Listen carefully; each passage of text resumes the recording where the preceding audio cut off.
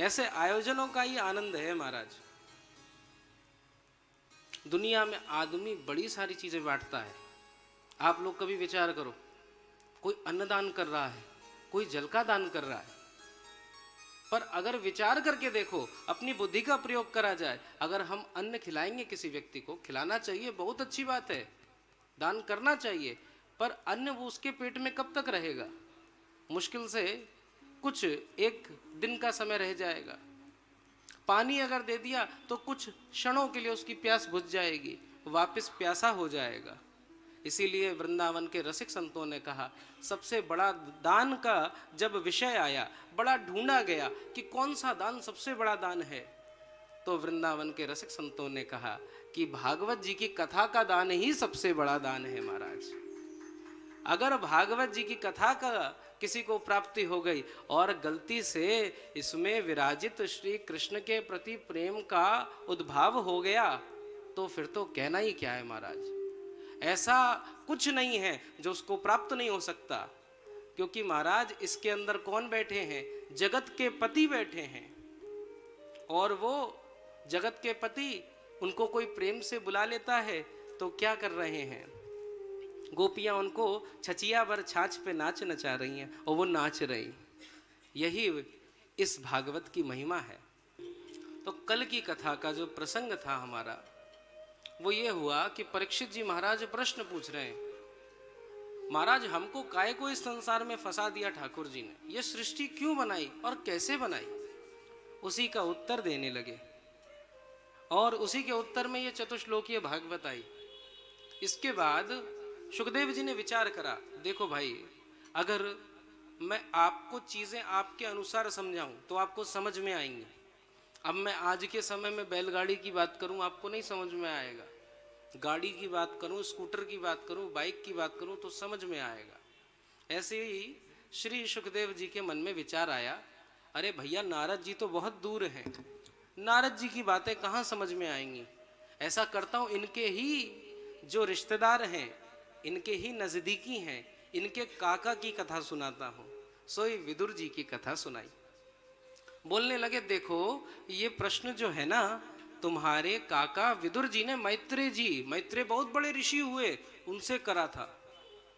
परीक्षित जी महाराज ने कहा, अच्छा महाराज, जरा ये बताना, मैत्रेय और विदुर जी का संयोग कैसे बैठा, इसके बारे में हमें बताओ। तो सुखदेव जी महाराज यहां से कथा कह रहे हैं। श्री सुखदेव जी कह रहे हैं कि इधर पांडवों का अज्ञातवास और वनवास पूर्ण हो गया था। अब सही तरीके से दुर्योधन को राज्य दे देना चाहिए था, पर दुर्योधन इस पे अड़ा हुआ था कि नहीं, अभी राज्य इसका पूरा नहीं हुआ, अभी इनका वनवास पूरा नहीं हुआ है, हमने तो इनको अज्ञातवास में पकड़ लिया है। और इधर युधिष्ठिर जी के संग कई सारे राजा भी जुड़ने लग गए। कुछ राजाओं ने कहा युद्ध लड़ लेते हैं। युधिष्ठिर जी के मन में भाव आया, युधिष्ठिर जी देखो, अपने पिता पांडु को तो बहुत कम आयु में खो दिया था, तो उनको तो देखा नहीं, सदा पिता के रूप में धृतराष्ट्र को ही पिता माना, अपने पिता की तरह उनका आदर करते। मन में विचार आया कि मेरे पिता समान हैं, उनके विरुद्ध मैं युद्ध करूं, यह उचित नहीं है। श्री कृष्ण के चरणों में प्रार्थना करी, हे केशव आप कुछ करिए। श्री कृष्ण बोले, मैं शांति दूत बनकर जाऊंगा। इस प्रकार से श्री कृष्ण जी का आगमन हुआ और श्री कृष्ण हस्तिनापुर को आ गए महाराज। अब हस्तिनापुर में जैसे ही आए तो वहां पर सब लोगों ने बड़े धूमधाम से श्री कृष्ण का स्वागत करा, खूब तैयारियां चलने लग गईं। पर इधर दुर्योधन और शकुनी की दोनों की हालत खराब हो रही। महाराज अगर शांति प्रस्ताव स्वीकार हो गया तो राज्य हमसे छिन जाएगा। अब दुर्योधन भांजे तुम राजा नहीं रहोगे। शकुनी ने ऐसी पट्टी पढ़ाई महाराज, तो दुर्योधन को लगा मैं ये प्रस्ताव कहने ही नहीं दूंगा। तो श्री कृष्ण को पकड़ने का प्रबंध बनाया, पीछे से सैनिक वगैरह तैयार कर लिए। श्री कृष्ण ऐसे सभा घर में पहुंचे, वहां पर पितामह भीष्म हैं, कृपाचार्य हैं, द्रोणाचार्य हैं, बड़े बड़े महारथी हैं। उनके सामने श्री कृष्ण आए, धृतराष्ट्र को प्रणाम करा और उसके बाद शांति प्रस्ताव बोला कि देखो, आपको सही तरीके से तो पांडवों को पूरा राज्य देना चाहिए, पर पांडवों के हृदय में आपके प्रति विशेष आदर है, तो इसीलिए वह आधे राज्य की ही मांग कर रहे हैं। इधर दुर्योधन ने धृतराष्ट्र को कुछ बोलने का अवसर ही नहीं दिया, बोला आप चुप रहिए, और खुद ही बोल पड़ा हम नहीं स्वीकार करेंगे। श्री कृष्ण ने बोला आधा राज्य नहीं सही तो 5 भाइयों के लिए 5 गांव, इतना भी अगर दे दोगे तो महाभारत के उस युद्ध में जितनी जान और मान की हानि होगी उससे बच जाओगे। परंतु कहा गया ना, विनाश काले विपरीत बुद्धि, जब विनाश काल होना होता है तो बुद्धि उल्टा ही काम करती है। दुर्योधन ने कहा सूचा ग्रैपी, मतलब सुई के नोक के बराबर भूमि भी मैं दान नहीं दूंगा। ऐसा कहा तभी श्री विदुर जी अत्यंत क्रोधित हो गए और विदुर जी बोल पड़े कि हे बड़े भैया, हे धृतराष्ट्र, आप मेरी बात को सुनिए, हे राजन आप मेरी बात को ध्यान से सुनिए। ये दुर्योधन कोई और नहीं है, हमारे घर में काल बन के जन्म ले लिया है, हम सबकी मृत्यु बन के जन्म हुआ है इसका। ऐसा कहा, दुर्योधन के कान में जैसे पड़ी, दुर्योधन तो और ज्यादा क्रोधित हो गया, कहने लग गया कि दुष्ट दासी पुत्र, मुझको तू कैसा कह रहा है, सेना से आदेश कर दिया इस विदुर को उठाकर अभी फेंकवा दिया जाए। विदुर जी के नेत्र अपने बड़े भैया की ओर देख रहे हैं। पांडु, धृतराष्ट्र, विदुर तीनों भाई हैं, साथ में खेले हैं, साथ में रहे हैं।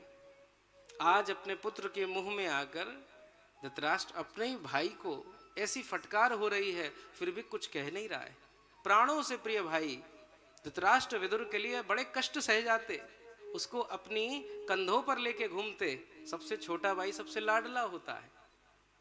परंतु महाराज ऐसे ऐसे शब्द कह दिए, एक उत्तर तक ना दिया।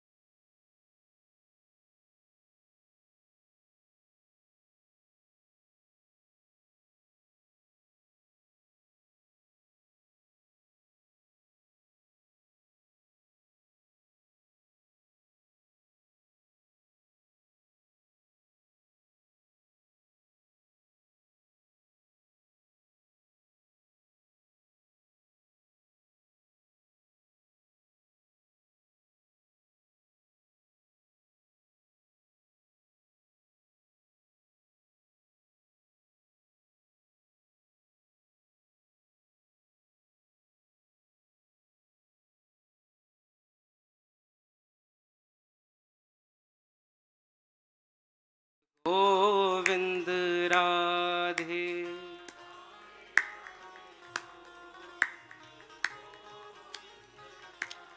हे श्री राधे राधे गोविंद गोविंद राधे।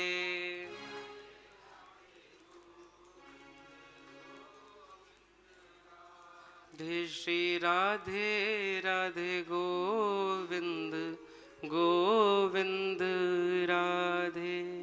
प्रेम से बोलो जय जय श्री राधे। आज तो ज्यादा भारी कर दियो महाराज इन्होंने, ज्यादा संकीर्तन सुनने की इच्छा।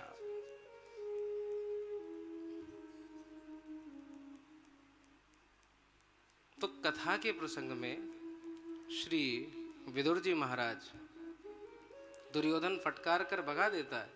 दुर्योधन से कहते हैं तू क्या मुझे हटाएगा। विदुर जी ने महाराज अपना धनुष वहीं रख दिया और चल पड़े, सब कुछ छोड़ दिया। एक पर्ण कुटिया बना ली महाराज, एक छोटी सी कुटिया बना ली। राजकाज का जितना वैभव था राजमहल का, सबको लात मारकर एक कुटिया में आकर रह रहे हैं श्री विदुर जी, उनकी पत्नी विदुरानी जी। विदुर जी घर के कुछ सामान लेने के लिए बाहर गए हैं और इधर श्री कृष्ण को दुर्योधन कह रहा है आप हमारे यहाँ भोजन पा लीजिए। अब इसका जय जय श्री राधे। अब तो नहीं होगा भैया। एक बार प्रेम से बोलो जय जय श्री राधे। तो भैया श्री विदुर जी को पता भी नहीं है कि उनके संग कैसी घटना घटने वाली है।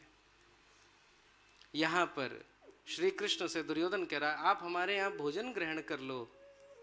श्री कृष्ण तो महाराज कहने लगे कि मैं तेरे यहां भोजन क्यों ग्रहण करूं। देख, भोजन दो स्थिति में होता है, या तो खिलाने वाले की दृष्टि में प्रेम हो, या खाने वाला है वो बहुत भूखा हो।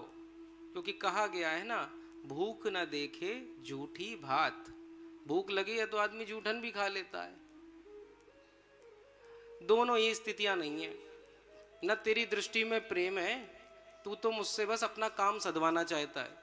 जैसे तूने बलदाऊ भैया को भोजन पे बुलाया, उनको खिला दिया, अब वो तेरे ही गुण गाते हैं, ऐसे ही मुझे भी भोजन खिला के अपने गुण गवाना चाहता है। और इतना भूखा मैं हूं नहीं। अभी भी हस्तिनापुर में मेरे प्रेमी भगत बहुत हैं, उनके यहाँ मैं भोजन कर लूंगा। तभी श्री कृष्ण ने आदेश दिया, सारथी चल पड़ा। श्री कृष्ण पूछते पूछते पहुंचे कि भैया विदुर का घर कहाँ है, विदुर जी का घर कहाँ है, काका विदुर का घर कहाँ है। यूं कहते कहते पहुंचे। किसी ने बताया, अरे राज्य के बाहर वन प्रदेश में एक छोटी सी कुटिया भी बन रही है ना, वही विदुर जी का घर है। कहाँ राजमहलों का वैभव, यहाँ कंठ में हीरे मोतियों के हार लगे रहते, उस सब को छोड़कर आज कुटिया में बैठे हैं, एक छोटे से गृह में। ठाकुर जी जैसे ही पहुंचे और द्वार खटखटाया, द्वार जैसा द्वार भी नहीं, पर वृंदावन बिहारी की इच्छा, उन्होंने खटखटाया। विदुरानी जी उस समय स्नान कर रही थी महाराज। उनको सुध बुध भूल गई, उनका शरीर एकदम मानो छूट गया हो। जैसे श्री कृष्ण ने कहा मैया बस, इतनी सुनने की देर थी, विदुरानी जी को यह भी ध्यान नहीं रहा कि वस्त्र पहनने भी होते। ऐसी ही अवस्था में चली आई महाराज। श्री कृष्ण ने द्वार खोलकर जैसे देखा, तुरंत अपना पीतांबर श्री विदुरानी जी को उड़ा दिया। उसके उपरांत विदुरानी जी में नेक सुधि आई, तो फिर गई, सही से तैयार हुआ, श्री कृष्ण को बैठाला महाराज। ऐसा प्रेम है विदुरानी जी का, ऐसा हृदय है विदुरानी जी का। क्या कर रही हैं श्री विदुरानी जी? विदुरानी जी केला ठाकुर जी को पवा रही हैं, पर केले की गिरी खानी होती है, उसी गिरी को फेंक रही हैं और छिलकों को श्री ठाकुर जी को खिला रही हैं। और ठाकुर जी भी बड़े मजे में खा रहे हैं। क्या छिलके हैं, ओहो पीला पीला रसीला छिलका। इतना आनंद तो केले में भी नहीं है, इतना आनंद तो 56 भोग में भी नहीं है। साची बात तो यही है कि ठाकुर जी को एक बार कोई प्रेम से रिझा ले तो ठाकुर जी उसी के हो जाते हैं। अंततः सूरदास जी कह देते हैं, ठाकुर जी के गुण कैसे हैं, झूठे फल शबरी के खाए। ये दयालुता है, ये कृपालुता है कि शबरी मैया, जिनके यहाँ लोग कह दिया करते थे तुम्हें इतने वर्ष बीत गए, फूल बिछाते बिछाते तुम्हें लगता है तुम्हारे राम आएंगे, पर देखो भैया उनके पास राम नहीं आए, पर शबरी जी के पास आ गए। आज के समय हम लोग ठाकुर जी की प्रतीक्षा नहीं करते, हम सब परीक्षा करना चाहते हैं। शबरी मैया ने परीक्षा करी, तो देखो महाराज, परीक्षा का परिणाम, गुरु के वचनों का अनुसरण करने का परिणाम। गुरु ने कहा कि तुम्हें भगवान मिलेंगे, व्यासपीठ से अगर मुख से निकला, श्री व्यास जी ने कह दिया कि ठाकुर जी की प्राप्ति होगी, तो महाराज निश्चित होगी। अब बस प्रतीक्षा में रहना है, उस आज्ञा का पालन करना है, उस साधना का अनुकरण करना है। पर हम तो ठाकुर जी की परीक्षा लेने पहुंच जाते हैं। महाराज हम आपको 1.25 मन लड्डू चढ़ा देंगे, आप हमारो ये काम करवा दो, और नहीं करवाओ तो फिर भगवान बदल जाते हैं महाराज। कभी हनुमान जी तो कभी शिव जी, और कभी शिव जी तो फिर कभी राधा कृष्ण जी, और कभी राम सिया जी, और कहीं बात ना बनी तो फिर अंततः शनिदेव याद आ जाते हैं, भैया ग्रह सुधार लें। पर कहा गया है कि जो है मन कृष्ण चरण अर्पित, अगर कृष्ण चरणों में आपने मन अर्पित कर दिया है तो करिहे का नवग्रह रंग। तो ये बेचारे नवग्रह आपका क्या कर लेंगे महाराज। एक बार ठाकुर जी भगवान के चरणों में आपने प्रीत लगा दी, फिर कुंडली आदि की चिंता लेने की आवश्यकता नहीं है। वो ठाकुर जी वृंदावन बिहारी टेढ़ी टांग वालों आपकी कुंडली सीधी कर देगा महाराज। एक बार प्रेम से बोलो वृंदावन बिहारी लाल की जय।